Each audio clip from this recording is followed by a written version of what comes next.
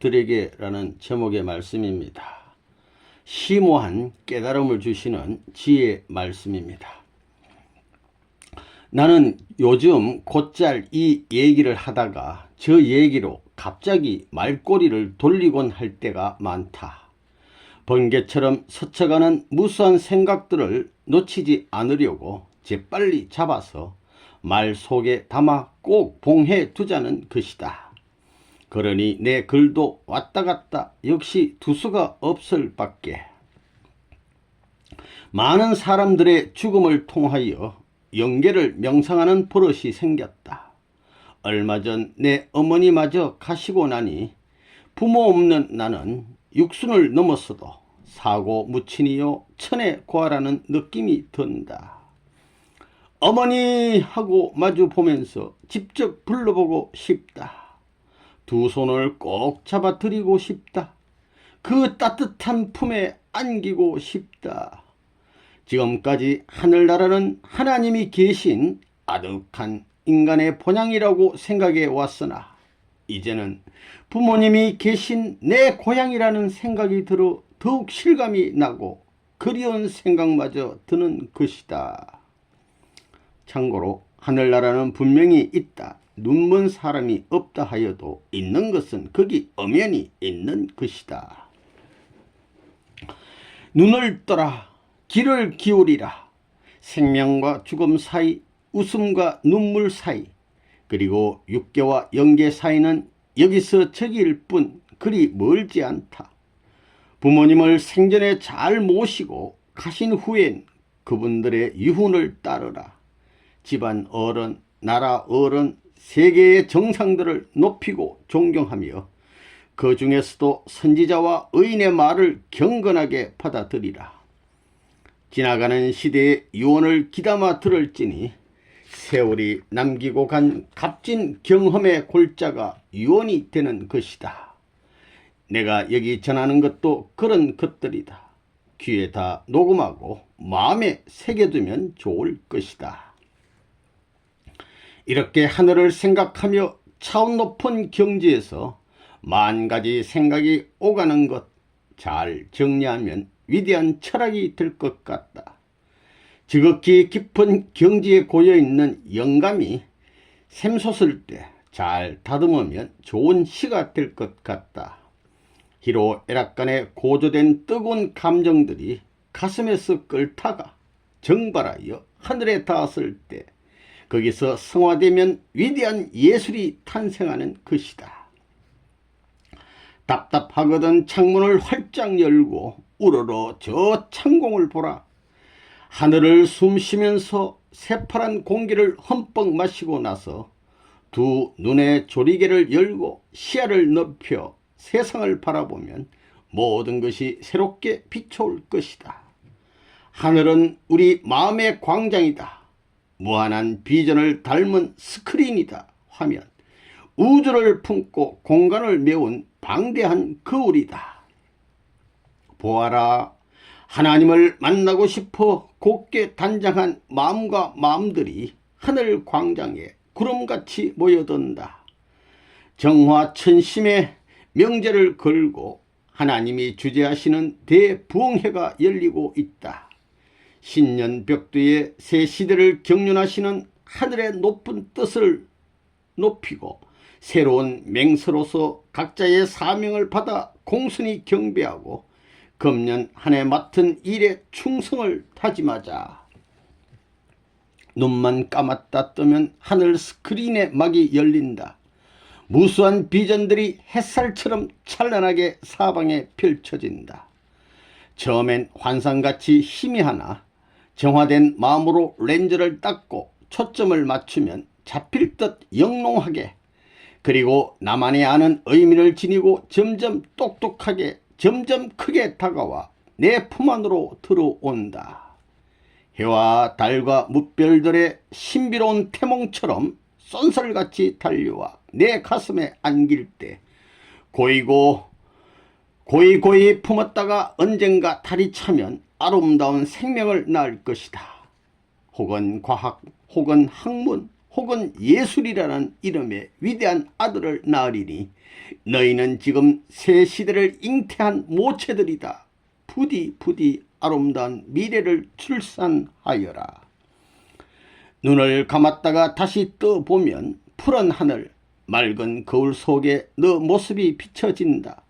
몸만이 아니라 희한하게도 마음과 정신과 영혼의 심청까지 투시할 수 있는 신비의 거울이다. 날이면 날마다 아침과 저녁으로, 아니 시시각각으로 너 자신을 비추어 매무실을 고치고 깨끗하고 부끄럼 없는 일년을 살고 일생을 꾸며 나가라. 매일같이 새끼밥을 일생 동안 먹어도 물리지 않고 긴긴 세월 한평생을 다 살아도 실적 나는 줄 모르니 인생은 암만 해도 좋은 것인가 보다. 죽고 싶다는 사람은 잘 살아보고 싶다는 표현을 뒤집어 말한 것일 뿐 사실은 더욱 강력한 삶에 대한 애착을 가진 사람이다. 인생은 역시 아름다운 것. 세상이 온통 아름다워 보일 때 아름답다는 말 이상을 생각해낼 수 없을 정도로 아름답다는 말처럼 아름다운 말은 없다. 안팎으로 아름다운 사람이 되어라. 얼마 전에 어떤 혼인식에 갔더니 어디까지가 목인지 흘인지 알 수 없는 뚝 찍은 몸집에다 예복을 걸쳐 입고 펭귄처럼 뚱싯뚱싯 걸어서 단상에 오르는 주리 앞에 신부 신랑 한 쌍의 남녀가 엄숙하게 서서 장례를 약속하고 사랑을 맹세한다. 어디를 가도 인간은 대별하면 결국 남자와 여자 두 종류밖에 없는데 세상이 왜 이렇게 복잡할까 하는 생각이 든다. 인간은 태초에 남녀 한 쌍을 초상으로 하여 태어난 자손이요, 한 나무 한 뿌리에서 퍼져난 열매들이다. 부모, 형제, 자식들만 한 핏줄이 아니라 번성하여 일가 친척이요 많은 열매에 거두어서 여기저기 따로 심어 퍼지고 또 퍼지면 김씨 가문, 이씨 가문, 사돈의 팔촌이라. 결국은 모두가 동족이 아닌가. 한국인, 일본인 해도 다 같은 동양인일 뿐 동양 사람이니 서양 사람이니 하여 흑과 백인종을 굳이 가른다 해도 결국은 인간의 종자로서 한 핏줄을 타고난 동물 아닌 인간이다. 만물의 영장이라면서 서로서로 사랑하여 행복, 평화롭게 살 수 없을까? 안타깝기 짝이 없다. 하나님이 계실진데 반드시 될 것이다. 남녀 한 쌍에서 시작되는 바 가정이란 사회의 대본이 된다. 가정에만 참사랑이 있다면 그 가정들이 모여서 사랑의 사회, 사랑의 국가, 사랑의 세계가 이루어질 것이다. 정월 초일에, 정월 초하루에 우리 하나님의 주례로 인류 대가족의 일체가 되어 밝은 장래를 약속하고 사랑을 맹세하는 총화단결 대결합의 성스러운 식전을 가지자. 너희들은 고운 옷 입고 꽃을 뿌리며 앞장서서 걸어라. 노래하며 걸어라. 시계를 보면 언제나 숨가쁜 생명의 전진을 느낀다. 고마운 시계다. 그러나 나는 시계를 볼 때마다 하나 못마땅한 것이 있다. 왜 하루 24시간을 다이얼 위에 전부 올려놓지 않느냐 말이다. 오정은 낮의 정점이요, 자정은 밤의 정점이다. 내가 시계공이라면 지금처럼 오전과 오후를 겹쳐놓고 오전 1시니 오후 1시니 할 것이 아니라 24시간을 전면에 명시한 시계를 만들 것이다. 24시간을 10십자로 쪼개서 4등분하고 그걸 상징하는 꼭대기를 밤의 정점으로 하여 24시를 앉혀놓고 6시와 18시를 양쪽 활기에 걸쳐 놓고서 위에서 바른 쪽으로 돌리면서 칸마다 순서대로 5수씩 배치하면 된다. 그야말로 일목요연하고 지극히 귀한 시간마다의 위치와 가치를 부여하게 되는 것이다. 내 생각이 어떠냐? 처음엔 식의 얼굴이 달라져 낯설고 서투르겠지만 대단히 합리적이어서 익숙해지면 그처럼 편리한 게 없을 터인데 어디 한번 특허를 내어서 만들어 보아라. 그게 히트할 것이다.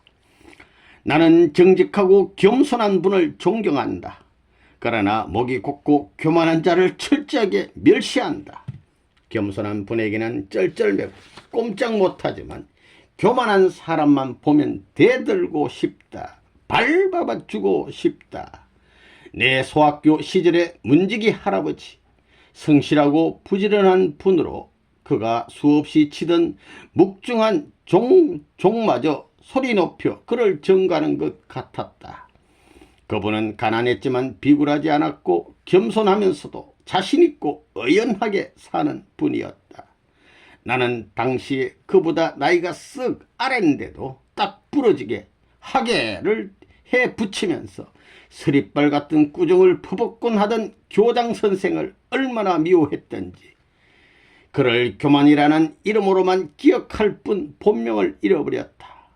나는 결코 안 그러겠다는 것을 거기서 배웠으니 지금 생각하면 고맙기는 고맙다.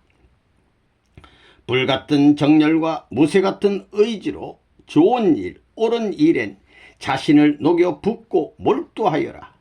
마치 대장장이가 무쇠를 벌겋게 달았을 때 연달의 방망이를 무수히 내리쳐서 원하는 모양을 만들듯이 너도 모라의 경지에서 뜨겁게 열중했을 때 노력의 방망이로 자신을 내리쳐라.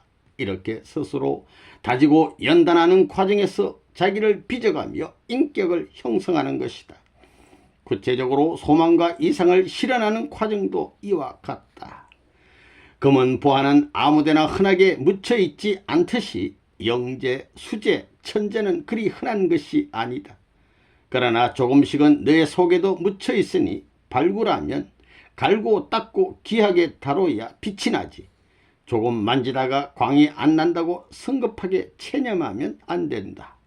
많이 가졌어도 포기하면 빛을 못 보고 적게 가졌어도 부지런히 갈고 닦으면 크게 빛날 수 있다.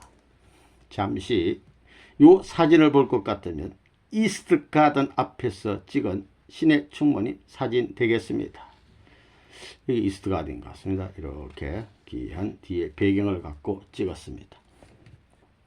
자기를 쳐다볼 수 없이 높은 데 있는 사람을 실력으로 못 겨누고 중상과 모략으로 헐뜯는 것은 비겁자 중에 비겁자다.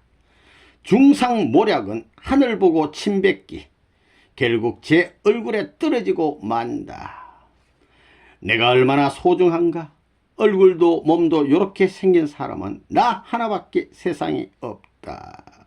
절대 유일. 다이아몬드가 그 희소 가치 때문에 귀하지. 발길에 채일 만큼 흔해 보아라. 천할 수밖에 없다. 나는 수십억 인류 중에 하나일 뿐이지만 나 같은 사람은 천하에 없을 뿐만 아니라 과거, 현재, 미래를 뒤져보아도 영원히 없을 단 하나의 존재로 지문도 손금도 하나만의 것이니 하나님도 아마 나 같은 사람을 다시 만들어낼 수 없을 것이다. 대통령이나 임금의 자녀라면 제일인 줄 알지만 거기다 될 것인가? 우리는 지극히 높으신 하나님의 아들, 딸이다.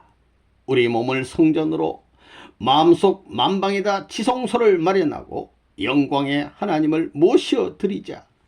하나님을 아버지로 받들고 자녀된 명분을 다하자. 하나님을 잃어버린 것이 오늘의 비극이요, 하나님 아버지를 배반한 것이 불구대천의 불효이며 천륜을 저버린 악의 권원이다. 감옥에서도 한 뼘 한 뼘 창만 있으면 하늘을 차지하고 영혼을 숨쉬는 사람이 있고, 궁궐 같은 집에서도 감옥처럼 담을 높이고 철조망에 갇혀 죄인처럼 짐승처럼 사는 사람이 있다. 그러면서도 정작 지켜야 할 귀한 목숨으로 몇 푼짜리 보화를 지키다가 무참히 빼앗기는 어리석음이여, 너도 보았느니라. 과장하지 말라. 과장은 풍선 같아서 크게 보이려고 자꾸만 불어대다가는 실속 없는 헛바람에 뻥 하고 터지고 만다. 속이 들였다 보이고 갈갈이 찢어지면 그 꼴이 뭐냐. 과장한 단술에 맹물을 타는 것 같으니 본래의 진한 맛을 잃고 오히려 싱거워진다. 마음과 정신만 온전하면 눈 하나 다리 하나쯤 없어도 사람답게 살 수 있다. 그러나 마음이 어지러지고 정신이 빗나가면 사지는 멀쩡해도 사람 구실 못한다. 동물 인간이거나 식물 인간이 아니면 미친 사람이지. 온전한 인간, 인간다운 인간이 못 된다는 말이다. 일제 강점기였다. 하도 가짜가 많아서 진짜 비단이니 가짜 비단이니 구별이 어려워서 무척 신경을 쓸 때가 있었다. 사실 비단이면 그냥 비단이지 무슨 진짜 비단이 있고 가짜 비단이 있단 말인가. 진짜라야 비단이지 가짜는 비단이 아닐 뿐. 그렇다면 진짜니 가짜니를 붙일 필요도 없다. 비단과 비단이 아닌 것이 있을 뿐이다. 인간도 진짜 인간 참사람, 가짜 인간 거짓 사람이 있을까? 진짜 인간이야 이래야 인간이지. 가짜 인간은 인간이 아닐 뿐 인간과 비인간이 있을 뿐이다. 인간다운 인간, 인간답지 못한 인간. 이것도 말이 안 된다. 전자는 인간이요 후자는 인간이 아니다. 가로 열고 시랍의 철인 디오게네스는 대낮에 등불을 켜고 인간을 찾아 헤매었다. 어디 참 사람이 없나 하고 찾아 헤맸다 이 말. 산 밑에 동굴 하나 텅 빈 마음속에 고독만이 산울림처럼 메아리 치는 곳. 번지수도 없는 자연의 집이 있으니 거기는 철인이나 성자가 살고 있어야 어울린다. 꾸밈없는 진실, 발가벗은 정직으로 알몸뚱이도 부끄럽지 않으나 마음이 헐벗으면 누구 하나도 없어도 고개 들지 못하는 그들. 어떻게 사는 법을 자기 자신에게만 되풀이 가르치고 있다. 가보자 정작 우리들이 들어야지. 어려서 보던 아름다운 장면이 가끔 환상처럼 떠오른다. 완행버스도 멈추지 않는 두메 산골, 우물 속에 두레박 들이우고 물깃는 아당네들, 뚜아리 언전머리, 머리에 이는 거, 뚜아리 언전머리 위에 배부른 오지동이를 이고 머리에 이고 얌전하고 조심스레 걸어가는 행렬을 산들도 우두커니 서서 넋을 잃고 바라보더라. 문명의 뒷전에서 원시를 즐기면서 개미처럼 부지런하고 소박하게 살아가는 사람들의 걱정 없이 잘 살아보고 싶다는 겸손한 소원을 누가 이루어줄 것인가. 너희에게 기대한다. 모자라는 뜻할 때 오히려 남기고 아쉬운 뜻할 때 오히려 줄여가며 남을 도울 수 있는 그런 여유를 가져라. 너 가진 것이 넘치고 남아 돌거든 그것은 이미 너의 것이 아닌 줄 알아라. 챙겨두고 섞이면 반드시 죄가 된다. 받는 손보다 주는 손이 복이 있다. 위험이 도사리고 욕망이 꿈틀거리는 마귀의 굴이 뒷골목엔 카인의 후예들이 덕실 그리고 원색의 유혹이 귀신처럼 잠복하고 있다. 이 사진 한 장 보겠습니다. 신의 충모님이 서서 무슨 식탁 같아요. 식기도 하시는 모습 같은데 기도하시고 바로 옆에 이 존귀하신 참 아버님 계십니다. 여기 또 귀한 우리 청년들이 이렇게 함께 머리 숙이고 있습니다. 관농과 말초 신경만을 자극하는 향락의 거리에서 행여 호기심의 제물이 되지 말라. 짐승도 죽을 곳은 가지 않는다. 너의 영혼의 죽음은 더 무서운 것이다. 험담을 삼가고 칭찬하기를 힘써라. 그러나 험담은 쉽고 칭찬은 어렵다. 칭찬도 너무 해프게 하지 말라. 받기는 삼가고 주기를 힘써라. 그러나 받기는 쉽고 주기는 어렵다. 주되 오히려 미안한 양 겸손하게 주어라. 두 손으로. 칭찬은 직접하고 충고는 우편으로 보내거라는 말이 있다. 남을 충고할 때 많이 생각하고 진심을 가지고 해라. 기도하고 하면 틀림없다. 기계의 톱니바퀴가 들쭉날쭉하지만 하나가 나오면 하나는 들어가고 저쪽이 들어가면 이쪽이 나와서 둘이서 이가 맞게 꼭 맞물려 돌아가듯이 빈틈없는 협조로 팀워크를 잘 해라. 혼자는 못 사는 세상, 남들과 합하여 힘을 모으면 무한 동력이 생긴다. 세상도 잘 돌아간다. 어떤 기숙사 옷장을 열어본다. 옷들이 나란히 서 있다. 누구의 옷일까? 옷걸이 꼭지들의 의문표를 지르고 내게 물으며 알아맞혀 보라고 한다. 옷들이 나서서 저마다 12고개를 내걸고 주인을 묘사하기 시작한다. 기조로 맞추는 옷의 주인공들은 바로 이 옷의 모양처럼 생겼다는 것이 정답이요 결론이다. 겉을 보아 속을 안다고 옷을 보아 너를 알지니 조심해라. 옷은 검소하고 품위 있고 단정하게. 혀는 세치도 못되지만 잘못 놀리면 자기도 망하고 남을 죽일 수도 있다. 말 조심하라. 불조심 이상으로 중요하다. 입이 무거워야 한다. 때와 장소를 가리고 쓸 말만 골라서 적절하게 사용하라. 바른 말, 좋은 말도 옳게 하기가 힘들다. 한쪽에 치우치지 않는 중용은 균형을 의미한다. 좌우 극단은 돋보이고 화려한 듯하나 안정이 없고 항상 위험이 따른다. 너가 극단에 서 있으면 누군가가 저쪽을 눌러서 균형을 맞춰주지 않으면 벌컥 뒤집혀 밑으로 떨어진다. 극단에 쏠리지 않고 제자리를 지키는 중간 대다수가 보통 때에는 더 중요하다. 그러나 일단 유사시인 젊은이가 앞장서야지. 평상시엔 평범하게, 비상시엔 비범하게, 가끔씩은 몸에 비상을 걸고 마음의 계엄령을 선포하고 스스로 훈련하는 것도 아주 바람직한 일이다. 인간은 심각하고 다급한 환경 속에서 오히려 번뜩이는 직관으로 관찰하고 판단하고 결행하는 비상장치가 되어 있다. 이런 때는 순식간에 직관의 안테나를 높이고 능력의 극한을 동원하여 초긴장 상태에서 일에 대처한다. 해답은 있다라고 항상 자신에게 긍정적인 암시를 주면서 일을 시작하라. 최고의 집념과 노력으로 콩 튀듯 안타까워하는 고민 속에는 전기가 통하는 것 같은 유쾌한 고통과 즐거운 비명이 있다. 아슬아슬 될 듯 말 듯 법열의 순간 같은 전기작용이 온몸에 야릇한 흥분과 쾌감으로 쇼크 파문을 던지면서 영감이 떠오르는 순간 갑자기 생각이 통토는 기적을 체험했을 것이다. 이를테면 시험 때 긍정적 생각만이 너 의식의 입구에서 맴돌면서 항상 너를 지키고 있으면 반드시 이루어진다. 에디슨은 100번이나 실패하고도 미친놈 소리를 들어가면서 실험을 계속했다. 이렇게 많은 실패를 하고도 견뎠는데 나머지 소수 속에 성공의 가능성이 좁혀져 있는 이때 단념할 수가 있느냐고. 그리하여 결국 성공하고만 그의 놀라운 집념과 노력을 배워라. 자칫 나 하나쯤이야, 오늘 하루쯤이냐, 쯤이야 하고 포기하기 쉬우나 바로 거기 성공이 숨어 있을 수도 있지 않은가. 학구적인 사람과 창조적인 사람을 별도로 키워나가는 교육이 이상적일 것이다. 그러나 학구성이나 창조성은 반드시 어느 특정인에게만 있는 것이 아니라 인간이라면 누구에게나 어느 정도는 있게 마련이니 인간의 정신 속에서 끊임없이 흘러나오는 물줄기와 같다.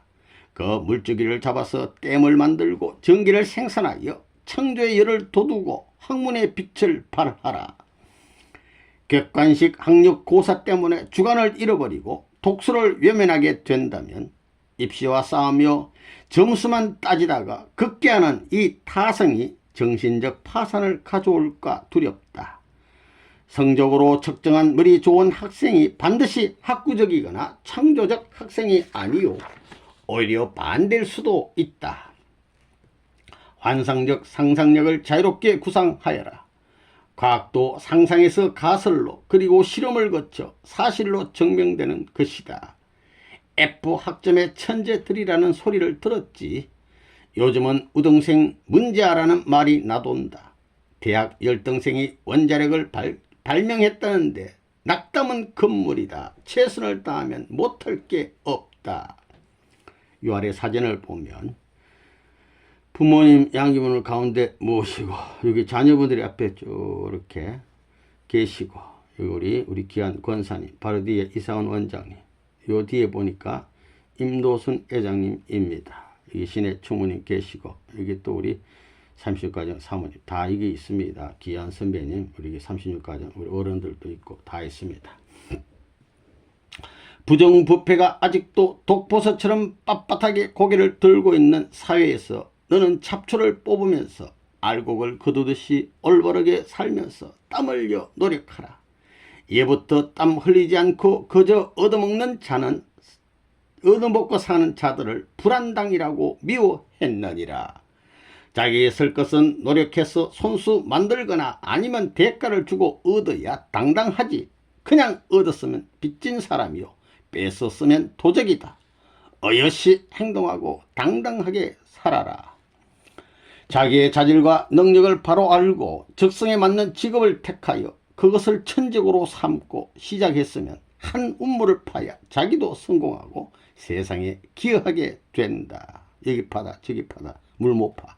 한 곳에 계속 파는 어떤 직업을 천직으로 삼는다는 마음속에는 적어도 두 가지 생각이 깔려있다. 첫째는 나 하는 일이 남에게 기여한다는 것과 둘째로 내가 이 일만은 다른 일보다 또 남보다 더 잘할 수 있다는 자부심이다. 내가 택한 일을 항상 내 일처럼 책임있게 하는 것이 성공의 관건이다. 얘기 좀 들어보아라. 맡은 일에 충실한 목수 하나가 있었는데 장마 뒤에는 자기 손을 거친 집집마다 찾아다니며 일일이 점검하고 손을 파준다는 이야기다. 자기가 한 일은 끝까지 철저하게 책임지는 사람. 이 사람을 어리석다고 말하는 자는 정말 어리석다. 고대 히람 문명은 위대했으나 몸과 손을 쓸 줄 몰랐다. 과학자는 노예를 부려서 일했고 손수 만드는 것을 천시했기 때문에 직접 만드는 일이 드물었다. 머리와 입으로만 했지 손으로 직접 실험해보지 않았으니 결국 퇴화하여 문명은 죽고 학설만이 뼈처럼 남아있는 것이다. 귀하기 한국 양반애들 얘기가 생각난다. 옷값을 갖추고 점잖게 갈지자 걸음을 거리면서 지나가던 양반이 테니스하는 광경을 한참 보더니만 미친 녀석 이리 뛰고 저리 뛰고 땀을 뻘뻘 흘리면서 저 꼴 좀 보게. 그렇게 힘든 일은 종놈이나 시킬 것이지 하고 혀를 차면서 지나가더라고. 생각해 볼 일이다.